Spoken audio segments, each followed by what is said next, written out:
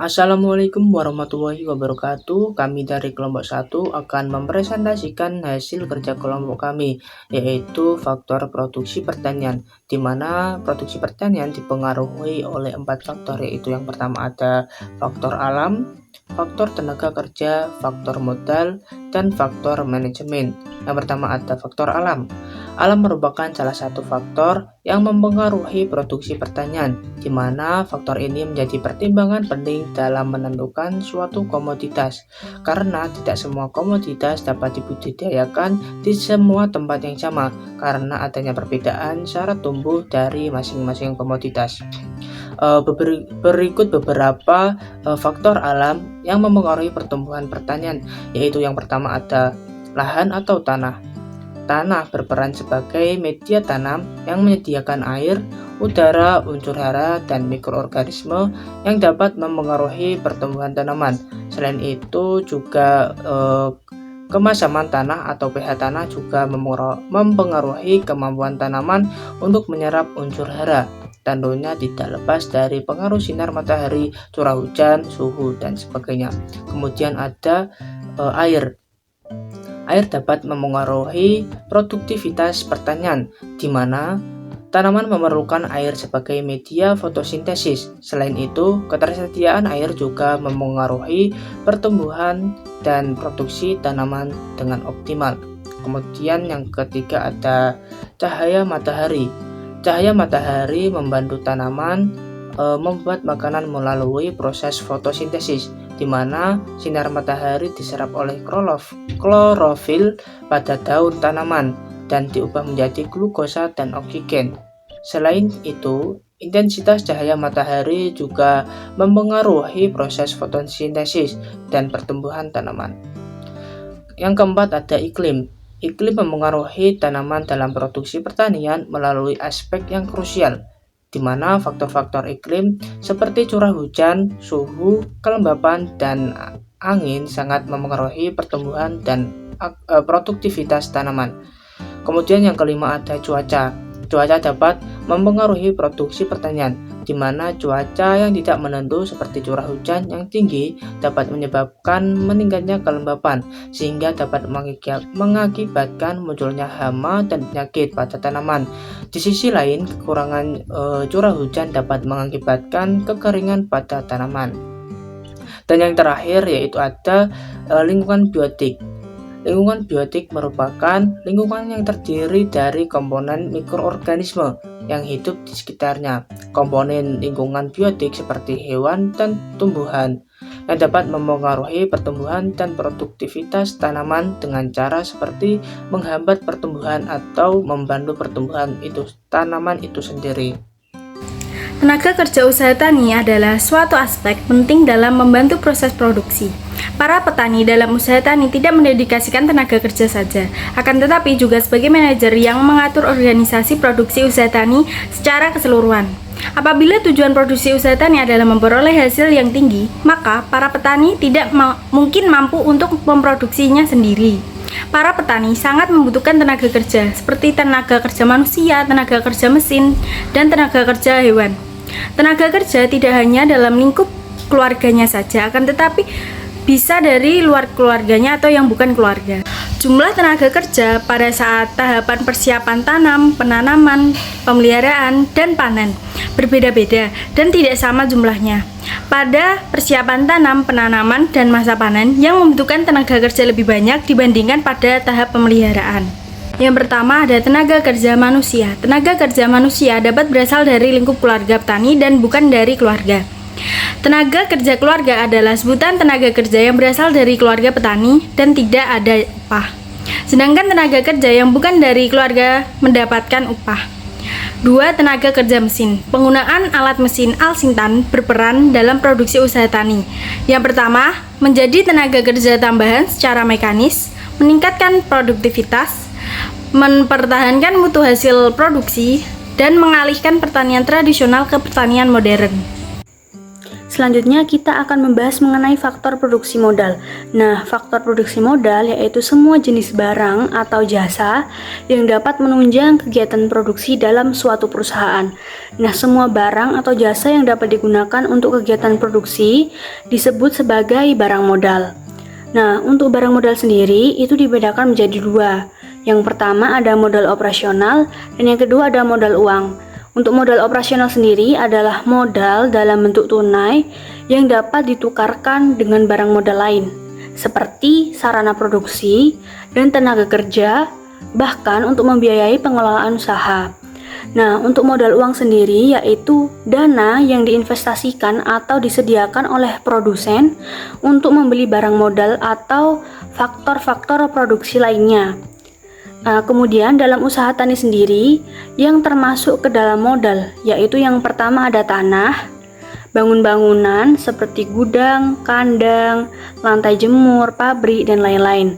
Kemudian ada juga alat-alat pertanian seperti traktor, garus, sprayer, cangkul, dan lain-lain juga.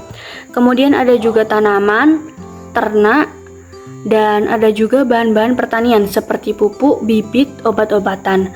Kemudian ada juga piutang di bank dan uang tunai. Nah, perlu diketahui bahwa berdasarkan sifatnya, modal dibagi menjadi dua. Yang pertama ada modal bergerak dan yang kedua ada modal tetap. Untuk modal bergerak sendiri yaitu semua biaya yang dikeluarkan dalam proses produksi dan habis dalam satu kali proses produksi tersebut.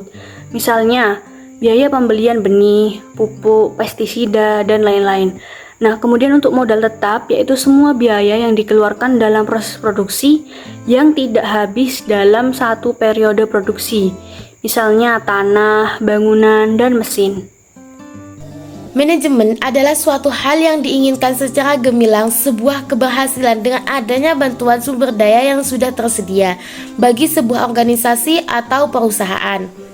Ada juga yang berpendapat bahwasanya manajemen adalah proses atau pengkoordinasian sederetan masukan dari berbagai sumber daya atau daya upaya untuk mencapai hasil yang diinginkan melalui pemanfaatan yang efektif atas sumber daya tersedia dengan berbagai sistem yang mereka pakai. Sebab dalam setiap usaha memiliki sistem atau keberhasilan masing-masing.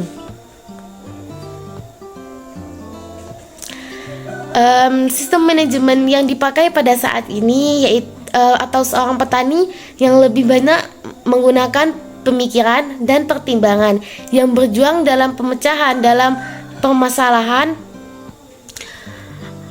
dalam pengambilan keputusan. Fungsi manajemen dalam usaha tani terdiri dari beberapa seperti halnya perencanaan atau planning. Dalam melakukan usaha harus mempunyai perencanaan atau mencapai tujuan. Yang kedua yaitu implementasi atau melakukan pengawasan dalam semua langkah yang dilakukan. Yang ketiga kontrol adalah pemantauan hasil pencatatan informasi dan perbandingan yang sudah dilaporkan sebelum dan pada saat ini. Yang keempat adalah penyesuaian. Penyesuaian adalah menyesuaikan hasil laporan dan ada yang dilaporkan agar bisa mengetahui perkembangan dan permasalahan eksternal dan internal. Sedangkan tugas seorang manajer adalah beberapa, yaitu aktivitas teknis. Aktivitas teknis yang terkait dengan teknis budidaya. Yang kedua, aktivitas komersial. Aktivitas komersial adalah aktivitas yang terkait dengan perolehan kebutuhan input dan pemasaran output. Yang ketiga, aktivitas finansial. Aktivitas finansial yang terkait dengan keuangan untuk usaha tani. Yang keempat, aktivitas akuntansi. Aktivitas akuntansi adalah aktivitas yang terkait dengan pencatatan keuangan, kegiatan dalam usaha tani. Hal di atas memang harus benar-benar dikuasai oleh seorang manajer. Sebab jika seorang manajer mengambil keputusan yang tidak banyak dipertimbangkan dengan keadaan yang ada maka akan berakibat fatal.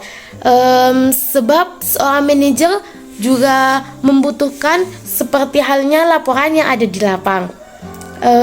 Memang seorang manajer mungkin bisa dibilang berpengaruh banget dalam sebuah perusahaan. Pada artikel yang akan kita review kali ini yaitu mengenai analisis faktor-faktor yang mempengaruhi produksi usaha tani buncis di gabungan kelompok tani Lembang Agri Kabupaten Bandung Barat. Nah, untuk latar belakang sendiri dari artikel tersebut yaitu di mana pertanian di Indonesia merupakan salah satu faktor yang sangat penting dan komoditas yang banyak dibudidayakan yaitu komoditas buncis.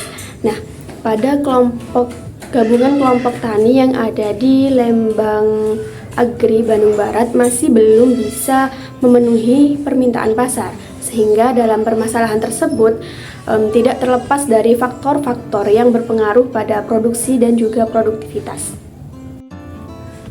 Tujuan dari analisis tersebut yaitu untuk menganalisis faktor-faktor produksi terhadap jumlah produksi buncis di Gapoktan Lembang Bandung.